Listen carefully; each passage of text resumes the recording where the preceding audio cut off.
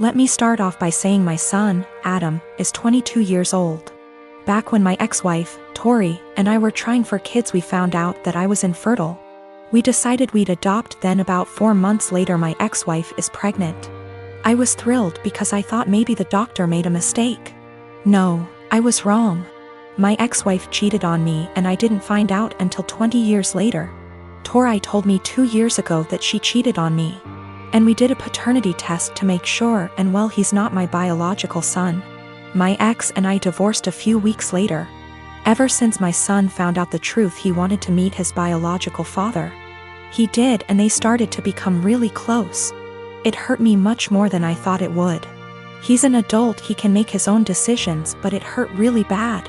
They started to bond really well, and all of a sudden Adam became really distant from me. It's been like this for almost a year and a half. I tried to text him to make plans for dinner and he said he's busy with Chris, biological father. I tried numerous times to connect with him by calling and texting, but he never made plans aside from like a meal every other month. We used to do stuff every other week, but it's been completely different since he found out about Chris. I couldn't stand it. My son, who I raised since he was a baby, treated me like I didn't matter. Anytime we'd actually have plans, he would still be cold and distant. What I mean by that is became much more defensive of his personal life. I'd ask him how classes or friends were and he'd just say they were fine but never go deeper than that. He also changed his major from econ to computer science and didn't even mention it to me until a year later. I told him how much he was hurting me because of how distant he was and he apologized and said he'd do better. He never did. I told him numerous times and he never changed. He was still distant. What was the final straw for me was the phone conversation I had with him last week. He said he was going to change his last name to Chris because he liked it so much and because they were close. I couldn't believe what I was hearing. I told him this. I can't believe you are going to do this. That's really disappointing to me. If you decide to change your last name, go ahead, but if you do that, then I'm no longer your father and I don't want to be involved in your life. He hung up on me. I didn't even bother reaching out because I know he wouldn't respond. I stand by what I said. I meant every word and still do.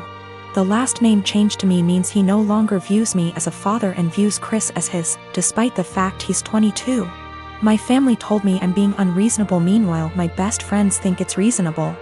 After I found out about Chris, I took a couple of days and didn't speak to my ex-wife or Adam. They didn't contact me. I didn't contact them. I needed a break. A lot of you are asking for a deeper meaning behind this, and I think I finally figured out why he's been so cold. A few months before my wife told us the truth, we were in a very long argument. His grandma, my mother, left a big inheritance for him that I am fully in charge of. Enough to pay for college and have enough wiggle room to not stress all the time about it. After a semester of university, he started dating this girl. He was head over heels in love with her. I never met the girl, so I have zero clue how she felt about the relationship. Suddenly, after a few months of dating, Adam asked me for about $3,000 to be deposited into his account from the inheritance. I already paid for the semester, so this was odd to me. I asked Adam why he needed the money. He said his girlfriend was having trouble paying for her tuition and asked my son to help. I told him no because it seemed to me that she was treating him like a piggy bank. He spent over $1,000 on her in just under a few months. He would constantly talk about how he loved going shopping with her so he could buy her things. To me, she was just after my son's inheritance, and I was right. What I said to him was basically this: Adam, you haven't been dating this girl for very long at all, and for me to give you that much money just to spend on her after a few months doesn't sit well with me. That's the money your grandmother left you for your college career, not hers. If you two were more serious, then I would think about it, but I'm not giving you that much money to just give your girlfriend. Turns out my guess was right, and she was after his money. They broke up shortly after and have had an on-again, off-again relationship ever since. He was upset with me, but he eventually got over it after a few months. Then we found out about my ex's affair. I don't know if that's the real reason he's so cold. That was a huge argument that went on for weeks until she left him. I am a 22 years old female, have an older sister, 25 years old. My sister is very sensitive about everything. When we were young, if I made the smallest comment like, "I prefer pink over blue." It would make her cry because she thought I was aiming at her by saying it. My parents would always ask me to apologize to her since she's sensitive and I'm emotionally stronger than her. My parents never controlled my sister's diet growing up, letting her have what she wants since they found it too difficult to control her. I was skinny as a stick when I was a kid. So even though my family has a long history of thyroid disease, my parents didn't think there was an issue with me. However, my sister has been overweight the majority of her life, so my parents thought she'd be the one with the thyroid issues. They took us to an endocrinologist when I was 10. I got a diagnosis for Hashimoto's thyroiditis while my sister didn't, and instead got told to exercise and watch her diet. I got hypothyroidism due to Hashimoto's, and have been on medication ever since. My sister and I moved back in with our parents due to what's happening these days. I leave my medication in a cabinet near the kitchen since I know I won't take it unless I have to actually get out of bed to do so. Apparently, I left a box before I moved out of my parents' house when I was a teen, and one of her friends saw it while they were over and asked if it was hers. My sister told them that it was, and that's why she was overweight. The box has Euthyrox written on it in big bold letters with a little picture of a thyroid gland next to it. So, yeah, pretty obvious it was meant for a thyroid condition. She's held up this farce for almost 4 years. I only figured it out when I saw her take a box of it out of my bag one day.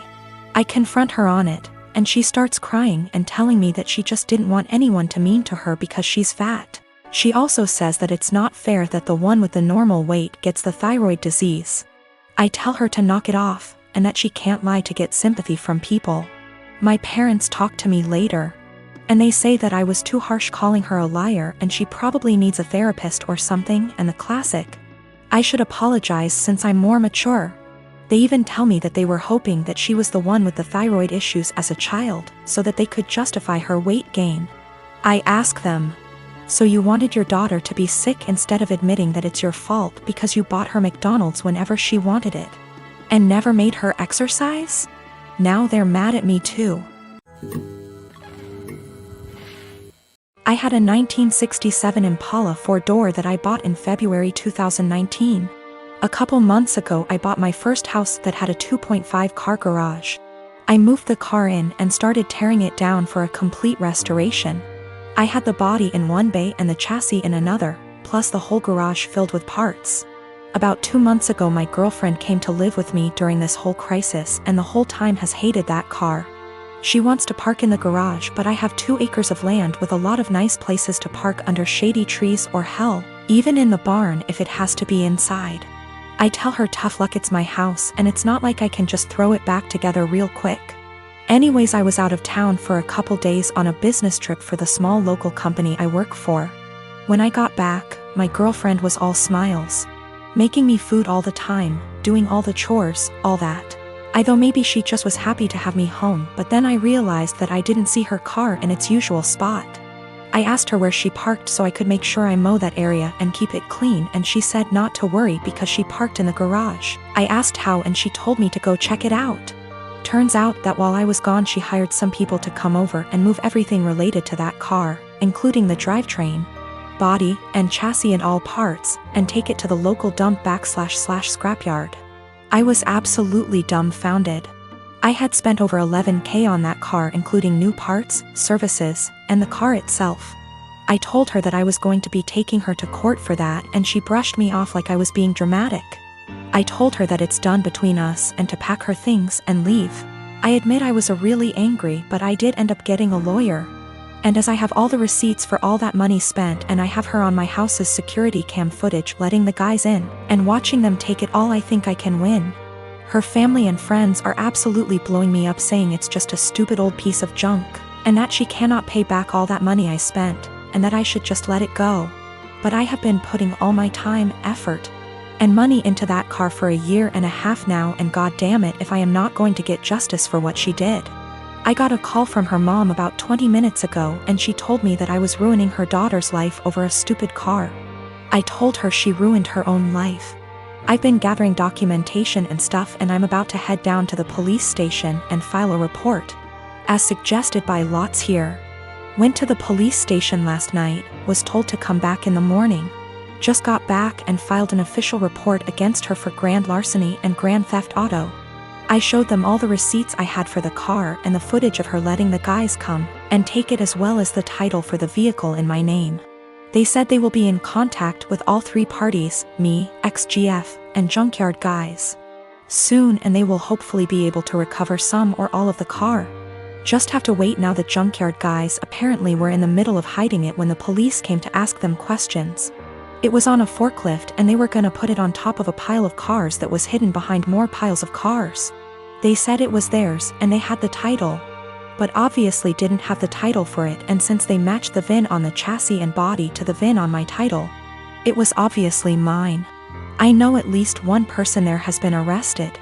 I think he was in the camera footage I talked about earlier, but if it was the boss or whomever, or even his specific charge. They also told me they would be looking into this specific junkyard for any other vehicles reported stolen. They said they haven't been able to get in contact with my ex just yet, but they're working on it. I'm just so glad they found my car. Luckily, I made quite an album of pictures detailing me tearing down the car, and so I can use that to prove what parts they had were mine, so I can hopefully get most or all of it back. Police haven't let me take it back home yet, as they say it is evidence or something, so hopefully I can get it back eventually. Thank you all so much for the support and advice. My boyfriend and I have been studying together at university, and while he is studying part-time, working part-time and engaging heavily in his amateur acting career, while I am studying full-time and working part-time, we share one subject at uni together.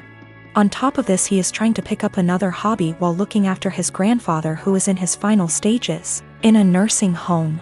As you can imagine, for the past 6 months he has very little time to cut out of his week to spend with me. None, in fact. I have been fine with this for the most part. I have been driving 45 minutes 3+// times a week to get to his house so we can steal a few hours together, but he doesn't have time to spare. This is an inconvenience I can live with. However, he has been asking me to do a lot of other things too.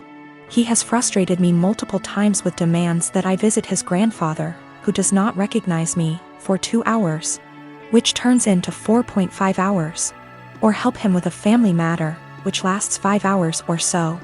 Every time this happens, he promises he will drive me home. And every time he says he doesn't have time anymore and I need to catch the train home, 1 hour plus walking. I have spoken to him about how this is unfairly affecting me, and he seems to take it on board, but just forgets again the next time he needs something. After forcing me to spend $600 plus on his best friend's destination wedding, the weekend before we both had 2 major exams due, he demands that we switch our exam times because he didn't spend enough time studying and he needed the extra day. I concede and he squanders his spare day sleeping because he needed it. I take my classes very seriously and I feel very over by his demands. I understand that family matters / best friends are important things, but he has eaten into hours and hours of my study time, and my grades are dropping. Not only that, but it's affecting my emotional health also. I have expressed to him that it is affecting me badly, but he tells me I'm being very unsympathetic and selfish. What's more is that I have about $10,000 in savings. He recently became aware of this and has demanded that I help him pay his bills because we're a team. He is broke. I helped him with a few, but drew the line after $500 because he is very irresponsible with money and there's only so much I can pour out before it seriously affects me. He is also demanding that I give him access to my bank account because we are in this together. And he wants to marry me one day, so we should start sharing now. I don't really know what to do. I want to be a good girlfriend and do what he needs me to do right now, but it's beginning to affect my health.